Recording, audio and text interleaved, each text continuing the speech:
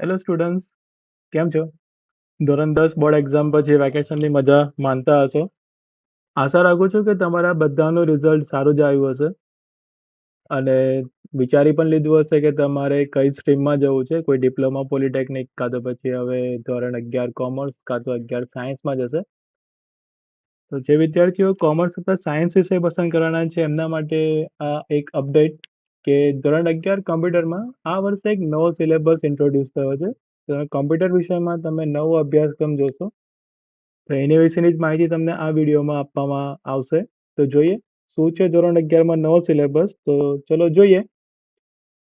તમારી બુકનું પહેલું પેજ તમે અહીંયા સ્ક્રીન પર જોઈ શકો છો. તો ગવર્મેન્ટે લાસ્ટ યર પરિપત્ર જાહેર કર્યો હતો કે ભાઈ ધોરણ 9 અને ધોરણ 11માં સિલેબસ કમ્પ્યુટર વિષયમાં ચેન્જ કરવાનો છે. તો એ પરિપત્ર મુજબ તમારે આ નવી બુક અને નવો સિલેબસ તમને આ વિડીયોમાં જોવા મળશે. તો જોઈએ. સ્ક્રોલ ડાઉન કરીએ છીએ અને અહીંયા તમારું દેખવામાં આવશે પ્રથમ આવૃત્તિ 2026.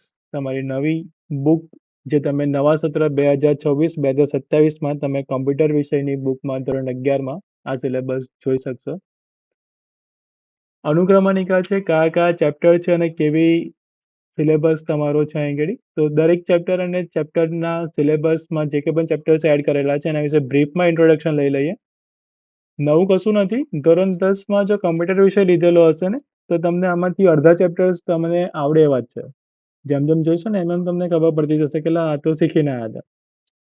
જોઈએ ચેપ્ટર વાઇઝ અને ચેપ્ટરની બ્રીફમાં એકદમ શોર્ટમાં માહિતી કે શું આવશે આ ચેપ્ટરની અંદર.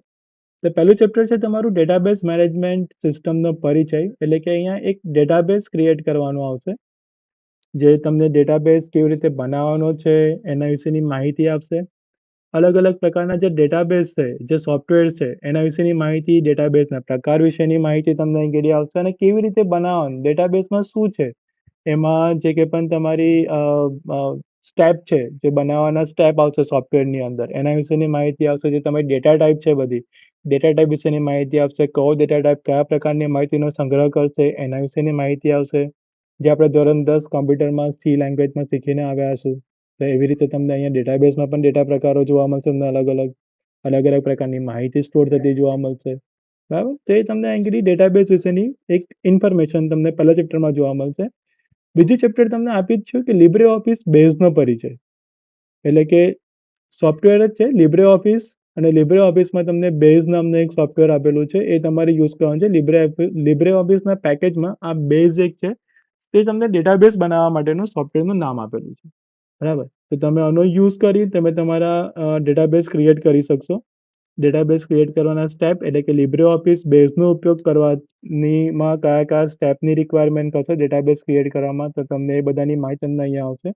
ડેટાબેઝને બનાવવાનો, ડેટાબેઝને એડિટ કરવાનો, ડેટાબેઝ ડિલીટ કરવાનો, ડેટાબેઝને અપડેટ કરવાનું છે. બધી માહિતી તમને આ ચેપ્ટરમાં જોવા મળશે.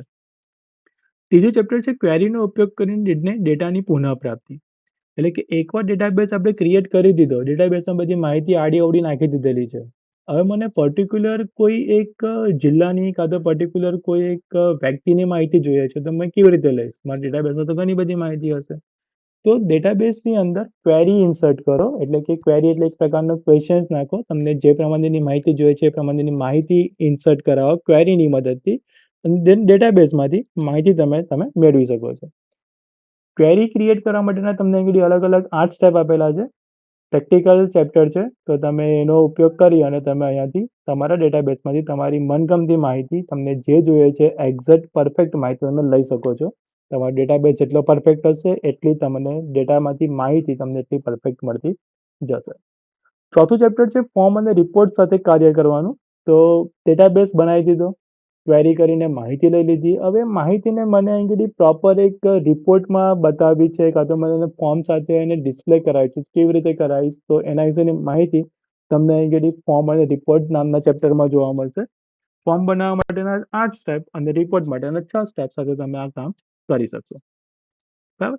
તો તમે જોઈ શકશો પહેલા 4 ચેપ્ટર તમારા ડેટાબેઝને લગતા આવશે કે જેમાં તમે ડેટાબેઝની માહિતી અને ડેટાબેઝ બનાવવાની માહિતી તમે આમાં લઈ શકશો.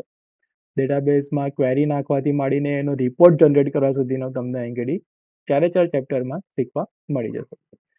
5મું ચેપ્ટર છે તમારું સમસ્યા ઉકેલ, ફ્લોચાર્ટ અને અલ્ગોરિધમ. નામ કદાચ યાદ આવ્યું છે, ધોરણ 10માં આપણે આ વસ્તુ શીખી ગયા છીએ. તો ફ્લોચાર્ટ શું છે, અલ્ગોરિધમ શું છે, એના વિશેની માહિતી તમને અહીંયા ફરીથી તમને જોવા મળશે. પછી પાછું 6થું ચેપ્ટર છે સી પ્રોગ્રામિંગનો પરિચય. એટલે આ પણ આપણે શીખીને આવ્યા છે. બરાબર. 10મા ધોરણમાં અગેન સી ચેપ્ટર્સ 5-6 ચેપ્ટર્સ પાછળના તમારા સી પ્રોગ્રામિંગના હતા. નવો સિલેબસ અપડેટ થયો તેમાંથી 2 ચેપ્ટર લાસ્ટમાં નીકળી ગયેલા હતા, પણ તમારા આગળ સી ચેપ્ટર એટલે કે સી પ્રોગ્રામિંગના ચેપ્ટર્સ તમે શરૂઆતમાં શીખીને આવ્યા. સી પ્રોગ્રામિંગ શું છે એનો પરિચય અહીંયા આપેલો છે. 7મા ચેપ્ટરમાં સી ભાષામાં ડેટા પ્રકારો, જે અલગ અલગ પ્રકારના ડેટા પ્રકાર છે આપણી પાસે, integer, long integer, float, double, બરાબર. તે બધા તમને અહીં ઘડી ડેટા પ્રકાર અહીં ઘડી તમને શીખવામાં આવશે. બરાબર. 8મા ચેપ્ટરમાં તમને ઓપરેટર્સ અને પદાવલી જોવા મળે છે. અલગ અલગ ઓપરેટર્સ. આ પણ એક નાનો અમથો ટોપિક તમે ચેપ્ટર્સમાં દેખ્યો હતો કે ભાઈ તમારા એરિથમેટિક ઓપરેટર હતા, રિલેશનલ ઓપરેટર છે, લોજિકલ ઓપરેટર છે, અસાઇનમેન્ટ છે, શોર્ટ હેન્ડ છે, બીટવાઇઝ ઓપરેટર છે. બરાબર. એક્સપ્રેશન્સ બધા જે પ્રમાણેના હતા કે ભાઈ પ્રાયોરિટી વાઇઝ કોણ પહેલા સોલ્વ થાય, plus minus into divide brackets et cetera. તો એવી રીતે અહીં કેટલી પદાવલી સોલ્વ કરવાની હતી. તો એ બી તમે ચેપ્ટર્સ તમે ધોરણ 10માં શીખી ગયા છો. એટલે આ પણ એક ચેપ્ટર એના રિગાર્ડિંગ છે. ધોરણ 10માં શીખ્યા એના કરતાં થોડું એડવાન્સમાં આવશે, થોડુંક એક લેવલ અપ આવશે, પણ બેસિક તમને ખબર હશે એવું મને શ્યોરિટી છે. ચેપ્ટર 9ની અંદર અહીં આગળ ઇનપુટ આઉટપુટ ઓપરેશન આપેલા છે, એટલે એ પણ તમે ધોરણ 10માં શીખી ગયા હતા. આઈઓ ઓપરેશન્સ નામનું ચેપ્ટર હતું, ઇનપુટ આઉટપુટ ઓપરેશન નામનું, જેની અંદર તમે અહીં આગળ scanf, get CH, get C, get S જેવા અલગ અલગ પ્રકારના તમે અહીં આગળ એના input function, output functions, printf, put S, put C, એ બધું તમે એમાં શીખી ગયા હતા. આમાં પણ બધું આ જ વસ્તુ શીખવાનું છે. એકાદ બે ફંક્શન તમને અલગ નવા શીખવા મળી શકે છે. પછી નેક્સ્ટ ચેપ્ટર એટલે કે 10માં વાત કરીએ તો નિર્ણય લેવાની નિયંત્રણ સંરચનાઓ, એટલે કે ઇફ સ્ટેટમેન્ટ, સ્વિચ સ્ટેટમેન્ટ છે. પછી બધી અલગ અલગ પ્રકારની 3 લૂપ જોઈતી, for loop, while loop, do while loop. એ પણ તમને ધોરણ 10માં તમને બેઝિક ઇન્ફોર્મેશન આપી દીધી છે. એ જ વસ્તુ તમને અહીં ફરીથી પાછું શીખવા મળવાની છે. પણ જે પ્રમાણે આગળ વાત કરીએ કે એના કરતાં કદાચ એક લેવલ તમને વધારે અપ જોવા મળે. બરાબર છે. કેમ કે એમાં ધોરણ 10માં બહુ બેઝિક ઇન્ફોર્મેશન આપેલી હતી. આમાં એક લેવલ તમારું આમે અપ આવ્યા છો તમે ધોરણ 10માં ધોરણ 11ની અંદર, તો તમને કદાચ અહીં ઘડી તમને ડિટેલમાં પણ માહિતી થોડી વધારે જોવા મળશે. અને આપણું છેલ્લું ચેપ્ટર છે ઓબ્જેક્ટ ઓરિએન્ટેડ અભિગમ અને પ્રોગ્રામિંગ. એટલે કે જે આપણી પ્રોગ્રામિંગ લેંગ્વેજ છે, જે આપણે અહીં ઘડી સી, સી પ્લસ પ્લસ આપણે જાણીએ છીએ એવી રીતે, જાવા છે, પાયથન છે, હમણાં લેટેસ્ટ ચાલી રહી છે, JavaScript, C sharp, PHP, SP dot net, આ બધી અલગ અલગ પ્રોગ્રામિંગ લેંગ્વેજ છે. એ બધી પ્રોગ્રામિંગ લેંગ્વેજ કેવી રીતે કામ કરે છે, શું છે એના પાછળ કામ કરવાની રીત, બરાબર. તો એના વિશેની માહિતી તમને અહીંયા ઓબ્જેક્ટ ઓરિએન્ટેડ અભિગમ અને પ્રોગ્રામિંગના ચેપ્ટરમાં જોવા મળશે. આ ચેપ્ટર્સ તમને આગળ જતા ધોરણ 12માં પણ કામ લાગવાનું છે. કેમ કે ધોરણ 12માં તમે જાવા એક પ્રોગ્રામિંગ લેંગ્વેજ છે, એના વિશે તમે ભણશો, અને જાવા એ આપણી ઓબ્જેક્ટ ઓરિએન્ટેડ પ્રોગ્રામિંગ લેંગ્વેજ છે. બરાબર. તો ઓબ્જેક્ટ ઓરિએન્ટેડની અંદર તમે અહીં ઘડી એબ્સ્ટ્રેક્શન છે, ડેટા એન્કેપ્સ્યુલેશન છે, મેસેજ પાસિંગ છે, કમ્પોઝિશન, એગ્રીગેશન, ઇનહેરિટન્સ, આ બધા અલગ અલગ પ્રકાર, એટલે તમારી આ પ્રોગ્રામિંગમાં આવતા જતા બધા પોઈન્ટ છે કે જેના પર પ્રોગ્રામિંગ કામ કરી રહ્યું છે.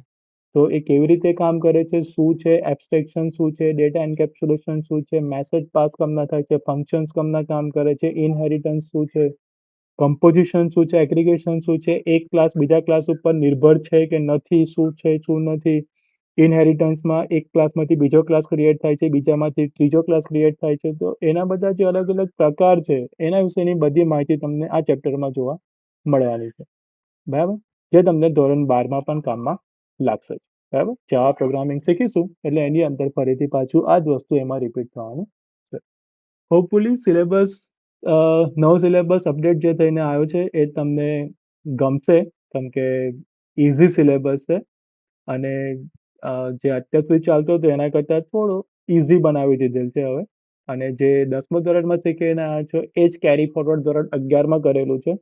એટલે મને એવું લાગી રહ્યું છે કે હવે જે આ સિલેબસ છે એ સિલેબસ તમને ઇઝી પણ લાગશે, અને તમને ભણવાની બી મજા આવશે, અને પ્રોગ્રામિંગ લેંગ્વેજમાં તમને જે કદાચ પ્રોબ્લેમ્સ આવતા હતા એ પ્રોબ્લેમ્સ હવે સોલ્વ થતા જશે.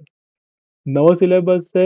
આપણા જૂના સિલેબસ પ્રમાણેના તો બધા વિડીયોઝ ને પ્રેક્ટિકલ વિડીયોઝ ત્યાં આગળ આપણે ચેનલ પર તો અવેલેબલ છે જ. પણ હવે નવો સિલેબસ આવ્યો છે એટલે નવા પ્રેક્ટિકલ્સ અને નવા થિયરી વિડીયોઝ તમને જેમ તમારી સ્કૂલ ચાલુ થશે, નવું સત્ર ચાલુ થશે આપણું, એટલે તમને બધા ચેપ્ટર વાઇઝ ડિટેલમાં જે પ્રમાણે માહિતી આપણે આપીએ જ છે એ પ્રમાણેની માહિતી તમને અહીં ઘડી આપણી ચેનલમાં મળતી જ જવાની છે. તો જસ્ટ વેઇટ એન્ડ વોચ કે દરેક ચેપ્ટરની માહિતી theory wise as well as દરેક ચેપ્ટરમાં જે કંઈ પણ પ્રેક્ટિકલ્સ લાગતા હશે પ્રેક્ટિકલ્સના વિડીયોઝ જે પ્રમાણે આપણે સમજાવીએ જ છીએ એ પ્રમાણે તમને લાઇન ટુ લાઇન થિયરી પણ સમજાવીશું. તો વેકેશન એન્જોય કરો, નવું તમારું સત્ર ચાલુ થાય ત્યાં સુધી. નવા વિડીયો સાથે અને નવી અપડેટ સાથે આપણે ફરીના વિડીયોઝમાં આપણે મળીશું. ત્યાં સુધી take care and thank you all.